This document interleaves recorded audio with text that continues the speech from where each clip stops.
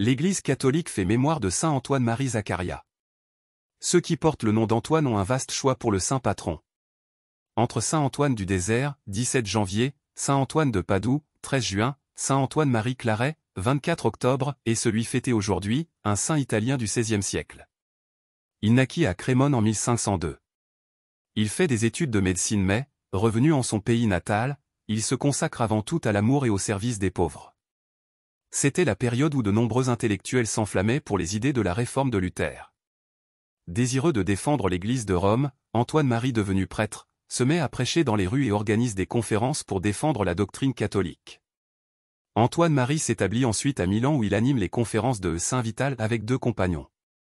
Bientôt le pape Clément VII autorise les 3 amis à se former en institut religieux de clercs réguliers. Ce sera le noyau de la congrégation de Saint-Paul, appelée bientôt les Barnabites parce qu'ils desservaient l'église Saint-Barnabé à Milan. Et cela collait tout à fait bien, puisque Barnabé fut le grand ami et le premier compagnon de Saint-Paul. La nouvelle congrégation allait se consacrer avec ferveur au ministère paroissial, ainsi qu'à l'éducation chrétienne des jeunes, à la prédication et aux missions. Le fondateur mourut prématurément, usé au travail, âgé seulement de 37 ans, mais l'élan était donné, c'est donc le 5 juillet 1539 qu'Antoine-Marie rejoint son Seigneur. On peut retenir la devise qu'il donnait à ses frères, servir sans récompense. Combattre sans solde, ni ravitaillement assuré. Saint Antoine-Marie Zaccaria, priez pour nous. Évangile.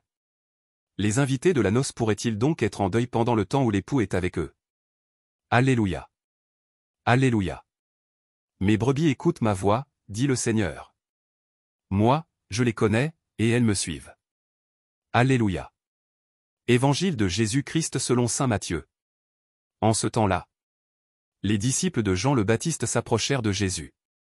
En disant: Pourquoi, alors que nous et les pharisiens, nous jeûnons? Tes disciples ne jeûnent-ils pas? Jésus leur répondit: Les invités de la noce pourraient-ils donc être en deuil pendant le temps où l'époux est avec eux? Mais des jours viendront où l'époux leur sera enlevé. Alors ils jeûneront. Et personne ne pose une pièce d'étoffe neuve sur un vieux vêtement, car le morceau ajouté tire sur le vêtement. Et la déchirure s'agrandit. Et on ne met pas du vin nouveau dans de vieilles outres. Autrement, les outres éclatent. Le vin se répand. Et les outres sont perdues. Mais on met le vin nouveau dans des outres neuves. Et le tout se conserve. Acclamons la parole de Dieu. Louange à toi Seigneur Jésus.